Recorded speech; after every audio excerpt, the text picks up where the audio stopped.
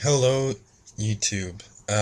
Today I have another black and white Wi-Fi battle for you guys. This is an RU match from a long time ago, as you'll be able to see considering I have a Porygon Z and he has a Gligar.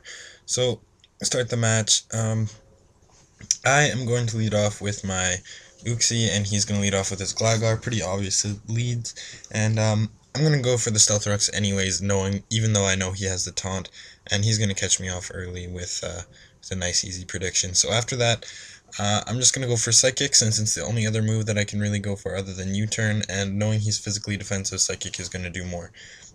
Now, seeing that Psychic still doesn't do very much since he has the Eviolite, I'm going to predict him to switch out and go for the U-turn so I can get some switch initiative and um, easily counter his accordion. I'm going to go straight out into my Taekwondo, which is my Medicham, knowing that he is weak to fighting. So from here, even though I am max attack, I don't have a 31 attack IV, and I don't have an attack plus nature since this is a real life shiny instead of a salvage Pokemon. So that's not going to take him out, and he's going to knock off my Choice Scarf. Now I make the prediction, assuming he's going to go into Gligar, and I do use the Ice Punch, and that is going to be an easy one-hit KO. And that is that. That's the end of his little wall.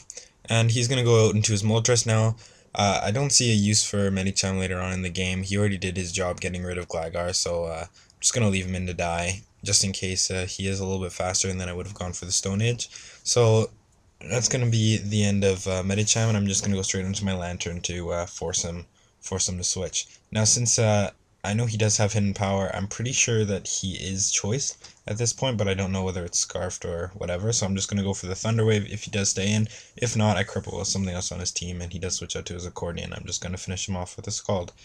So now he's going to go into his Nanners, which is his Tropius, and he's going to threaten me out with an Energy Ball, so I'm just going to switch into Charizard and Quad Resist it. So from here, I do make a little bit of a misplay, so he's going to go for the Energy Ball, and on the next turn, knowing that he's going to want to switch out, I'm going to go for the Belly Drum. Now, I forgot that Moltres was going to be faster than me, and he did still have stuff on his team that would be faster than me, so going for Belly Drum this early was a mistake. I should have just gone for the Dragon Claw to get some damage off. As you can see, I do die to an Air Slash. So Charizard didn't really do much this game, but that doesn't really matter. So I'm just going to go straight back out into Lanturn and force him to switch yet again. And he's going to go back out into his Nanners, and I'm going to predict the switch and cripple him with a Thunder Wave. So after the Thunder Wave, it should be an easy 2-hit KO with Ice Beam, considering he doesn't really have very much that he can do to me other than Energy Ball. But I do make a huge misplay on the next turn, and click the wrong button, and I end up going for Volt Switch instead of Ice Beam, which was a misclick. So instead of getting rid of this Tropius, I end up letting him live with a very little amount of HP. And you'll see why that's a problem, because he does have Resto, Chesto, and Harvest. So it just caused a whole world of problems for me. From here, he's going to rest up. There's going to be a lot of after turn effects, so this part is a little bit lengthy. I should have sped it up a little bit more, but that's going to be okay. As you can see, Toxic really hasn't done very much to me right now. I'm still at full HP, so I'm just going to go for the Stealth Rocks on the next turn, and he does predict this pretty well and goes into his Moltres so that he doesn't have to take Stealth Rock damage later. So after getting the rocks up, I really have no other use for Uxie, so I'm just going to leave him in and try and get some damage off on this Moltres, knowing that I'm not going to really be able to go down in one shot to him anyways. So on the first turn, I'm just going to go for the Thunder Wave so I can cripple it and make everything faster. I'm pretty sure he is Choice Scarfed, if I'm not mistaken, since he does outspeed pretty much everything on my team, even though Moltres is pretty fast to begin with. And from there, I'm just going to proceed to Psychic him as much as I can, and he's just going to keep using his hidden power, proving to me that he is in fact Choice, because I'm pretty sure Fire Blast would have probably done more to me. Yeah, so I'm going to go for another Psychic on the next turn, and that's going to be the last one that I get to do. And yeah, he does get the full power. It doesn't really matter. He would have taken me out anyways, and I'm going to die to Toxic damage on this turn regardless. So from here, since he is paralyzed and he is at a low amount of HP, I'm just going to go straight out into my Porygon Z and start trying to start sweep. I do just go for the Tri Attack on the first turn, and he doesn't realize that Galvantula is faster than me, so he's going to bring in a whole bunch of other things on his team that are going to die to me first. So this part proved to help me out a lot.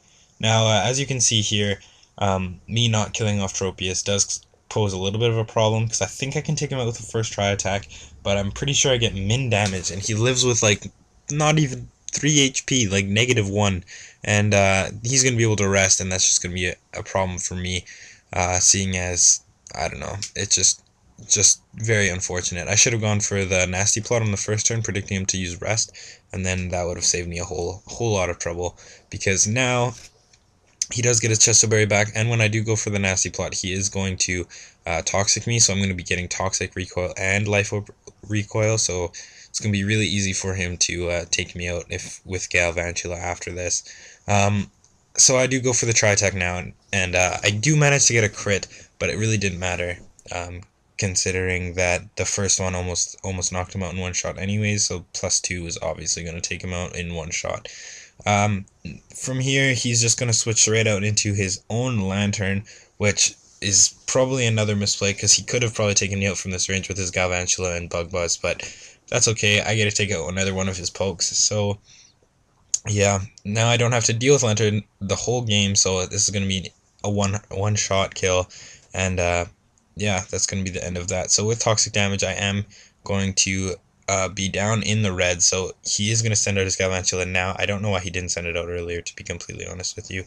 And he's going to Bug Buzz me, and I'm going to get knocked out.